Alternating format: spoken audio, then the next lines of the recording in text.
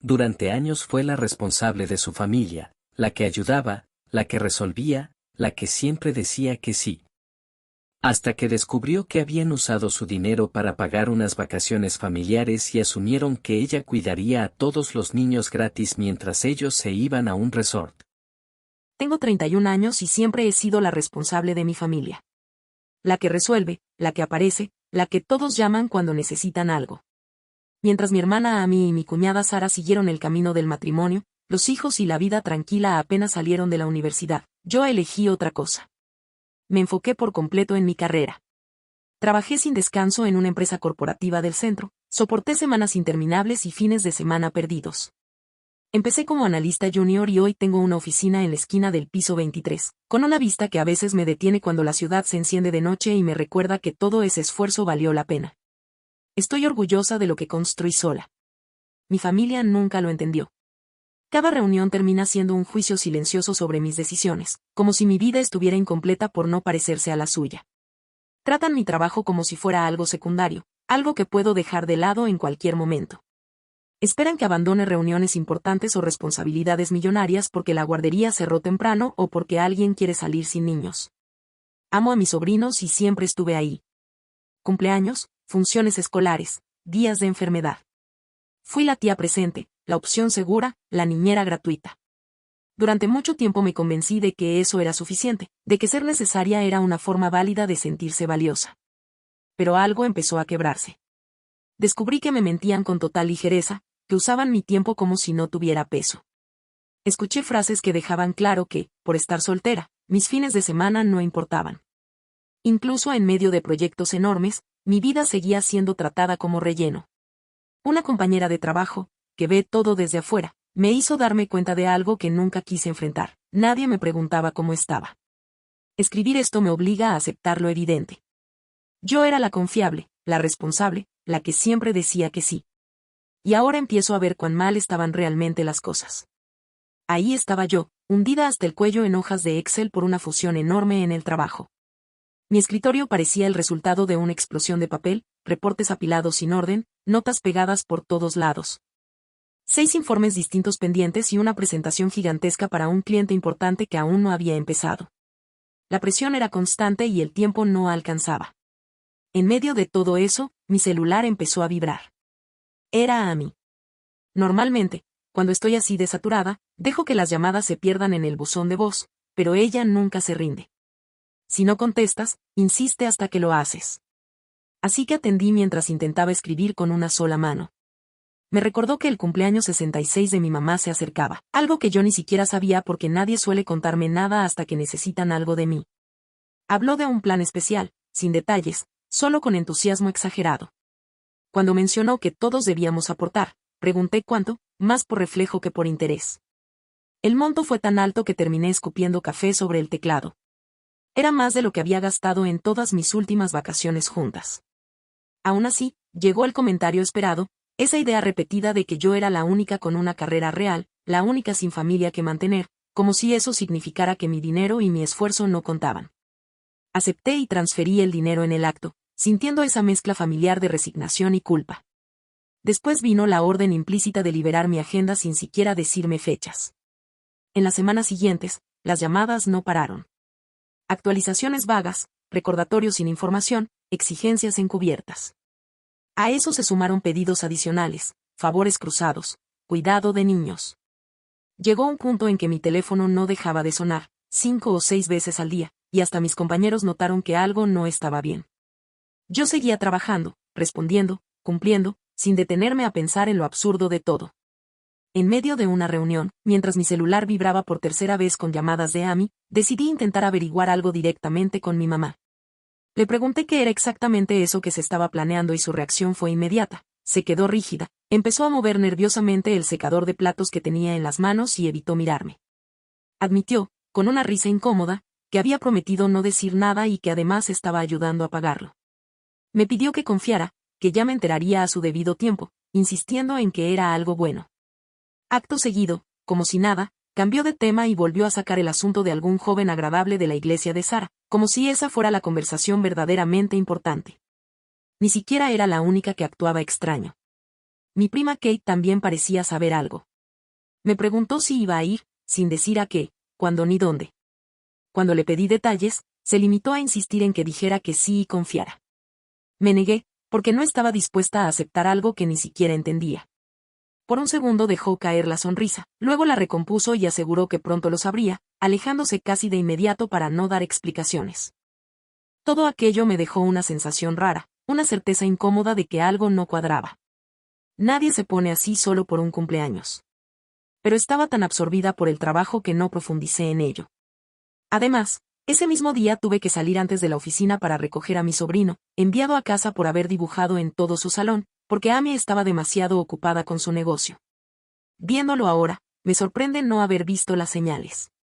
Supongo que cuando llevas tanto tiempo siendo el respaldo de todos, no notas cuando están a punto de apoyarse sobre ti con más peso del habitual.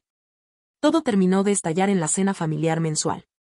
Yo ya llegaba al límite porque otra vez había tenido que salir antes del trabajo, dejando a medias una jornada crítica. Al día siguiente tenía que presentar una fusión enorme y no estaba ni cerca de estar lista, pero aún así me hicieron sentir culpable por faltar, porque la cena familiar era tradición y yo, como siempre, tenía que cumplir. Estaban todos, mamá repartiendo sobras, papá absorto en el celular fingiendo ver deportes, Sara interpretando su papel de esposa perfecta, los niños corriendo sin control. Yo intentaba revisar correos del trabajo a escondidas, con esa ansiedad constante en el pecho. De pronto, quedó claro que algo se estaba preparando. Las miradas, las sonrisas compartidas, el silencio incómodo. Anunciaron con orgullo que habían reservado una semana completa en un resort para el cumpleaños de mamá, todo pagado. Mientras todos celebraban, yo hacía cuentas mentales, entendiendo exactamente de dónde había salido gran parte de ese dinero. Entonces llegó el verdadero golpe. Asumieron, con total naturalidad, que yo me quedaría cuidando a los niños durante toda esa semana. No como una pregunta, sino como un hecho cerrado, me quedé paralizada. Intenté explicar que no podía tomarme una semana libre, que mi trabajo no era algo que se pudiera mover como una cita cualquiera. Minimizaron mi carrera, la trataron como si fuera irrelevante frente a sus planes. Me miraron como si mi tiempo no tuviera valor, como si por no tener esposo ni hijos mi vida estuviera siempre disponible. Cuando dije que, si esperaban que cuidara a 5 niños las 24 horas durante una semana, tendrían que pagarme, la reacción fue de escándalo.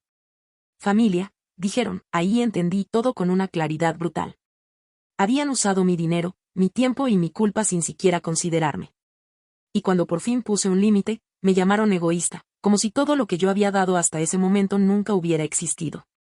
La sala quedó en un silencio absoluto y entendí que no esperaban una negativa. Era la primera vez que decía que no, y sus caras lo confirmaban. Me quedé sentada unos segundos mirándolos, tratando de procesar la audacia de esperar que renunciara a una semana entera de mi vida para cuidar a sus hijos mientras ellos se iban de vacaciones pagadas en parte con mi dinero. Sentía la cara arder, esa mezcla de rabia y humillación que sube rápido y amenaza con desbordarse. Intenté mantener la calma y ser racional.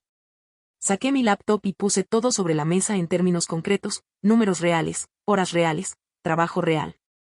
Una semana completa, 24 horas al día, 5 niños pequeños. El cálculo salió rápido y fue claro, miles de dólares, además de lo que ya había aportado. La reacción fue inmediata y exagerada, como si hubiera dicho algo impensable. Risas, suspiros de decepción, negación. Se negaron a aceptar que eso era un trabajo, aunque al mismo tiempo dejaban claro que no querían hacerlo ellos ni pagarlo. Minimizaron mi carrera, ridiculizaron mi responsabilidad y usaron mi propio esfuerzo en mi contra. Como si estar acostumbrada a trabajar duro significara que siempre debía cargar con más.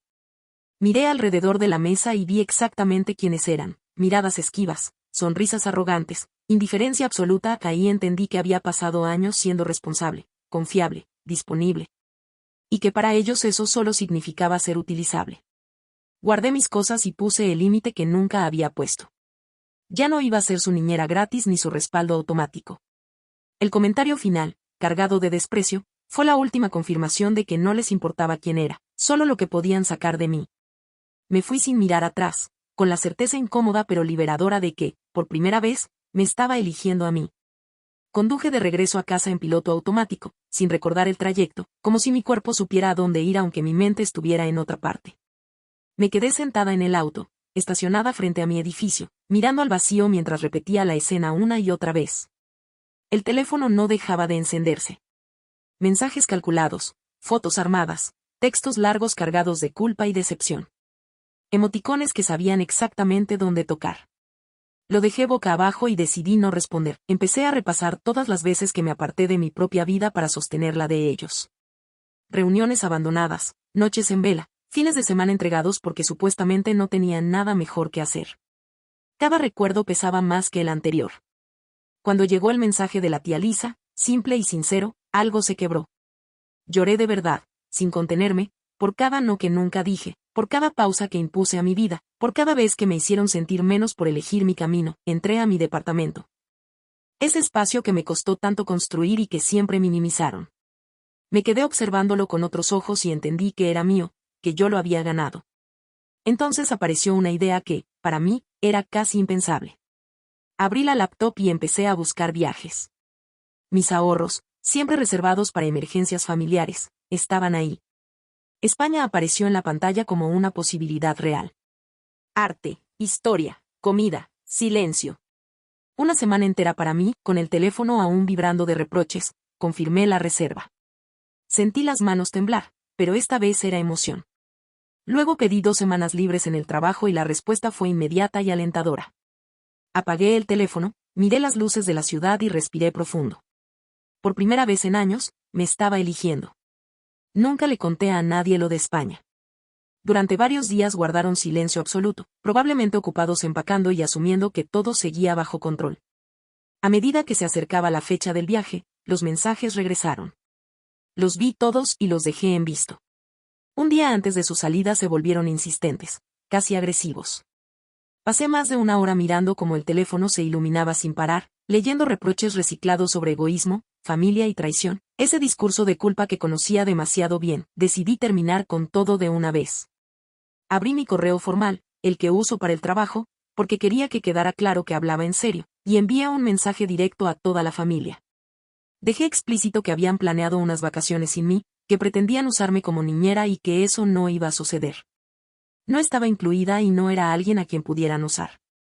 No había nada que discutir, el caos posterior fue inmediato.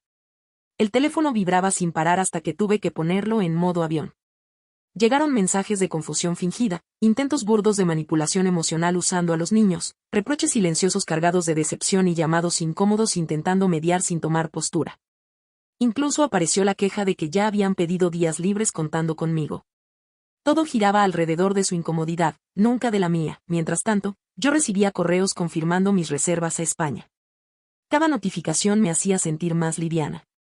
Reservé recorridos, experiencias, incluso una clase básica de idioma. Luego vino la ira pública, publicaciones pasivo-agresivas y acusaciones exageradas en redes sociales. Observé el drama a distancia, desde mi sofá, con una calma nueva. Lo único que me inquietaba era que intentaran confrontarme en persona. Y al día siguiente, exactamente eso hicieron. Aparecieron todos en la puerta de mi departamento, sin niños, listos para una intervención que yo ya no estaba dispuesta a aceptar. Yo estaba en medio de empacar para España, incluso me había comprado una maleta nueva, cuando escuché ruido en el pasillo. Reconocí la voz de Sara de inmediato, esa que se oye a kilómetros cuando está molesta, y supe que eran ellos antes de que tocaran la puerta. Al principio no abrí, pero no se iban. Golpeaban, decían mi nombre, armaban un espectáculo que seguramente mis vecinos estaban disfrutando. Al final abrí solo para que se detuviera. Entraron como si el departamento les perteneciera. Mamá empezó a llorar de inmediato, papá parecía incómodo y Sara traía esa expresión de superioridad moral que anuncia un sermón. Me dijeron que estaban preocupados por mi estado mental. Como si poner límites fuera una señal de crisis. Me reí porque, por primera vez en mucho tiempo, me sentía perfectamente bien. Dijeron que estaba abandonando a la familia, que negarme a cuidar a los niños no era normal. Les dejé claro que no era abandono, que los niños tenían padres que estaban eligiendo irse de vacaciones. Entonces Sara cruzó una línea que jamás imaginé. Insinuó que podrían llamar a servicios de protección infantil, disfrazando la amenaza de preocupación. Me quedé helada. Escuchar que podían intentar denunciarme solo porque me negaba a ser niñera gratuita fue surrealista. Intentaron justificarlo diciendo que yo estaba actuando de forma errática por reservar un viaje y enviar un correo firme. Les respondí que un adulto poniendo límites no es inestabilidad y que, si querían llamar a servicios de protección infantil, adelante, que explicaran exactamente por qué. Cuando Sara fingió que iba a hacerlo, papá por fin intervino y la frenó. Señalando lo absurdo de la situación, les pedí que se fueran y dejé claro que cualquier amenaza futura tendría consecuencias legales. Se marcharon entre reproches finales y murmullos. Apenas cerré la puerta, llamé a la tía Lisa y a una amiga abogada. Curiosamente, en lugar de culpa, sentí alivio. Ese episodio borró cualquier duda que me quedaba. Mostraron quiénes eran de verdad, y ya no tuve que justificar mi decisión de irme. Me fui a España y fue exactamente lo que necesitaba. Apagué el teléfono casi todo el tiempo y solo lo encendía para enviarle fotos a la tía Lisa. Por primera vez en años tuve descanso real, sin culpas ni interrupciones. Comí increíble, caminé sin prisa, entré a museos de arte, dormí siestas a mitad del día solo porque podía. Conocí gente interesante en el hotel y hasta tuve una cita casual con alguien que estaba de viaje por trabajo, nada serio, pero suficiente para recordarme que no había nada roto en mí cuando regresé. El caos familiar había crecido sin mí. Dijeron que abandoné a los niños y arruiné sus vacaciones, aunque la realidad fue que tuvieron que pagar a una niñera y ni siquiera duró 2 días. Amy siguió justificándose en redes porque su retiro se canceló al no conseguir cuidado infantil gratuito. Mamá insistió con artículos sobre equilibrio y agotamiento hasta que decidí bloquearla. Mientras tanto, mi vida avanzó. Conocí a alguien y estamos saliendo de verdad, alguien que valora mi trabajo y mi forma de vivir. En la oficina, la fusión fue un éxito total, recibí un ascenso y un bono, y mi jefa notó lo mucho mejor que rindo desde que puse límites. Me acerqué más a la tía Lisa, envié una carta legal para frenar rumores y el ruido se apagó. Hoy mi vida es más tranquila y más mía. Tengo hobbies, redecoré mi departamento, adopté una gata llamada Paella y cuido mi masa madre como si fuera un tesoro.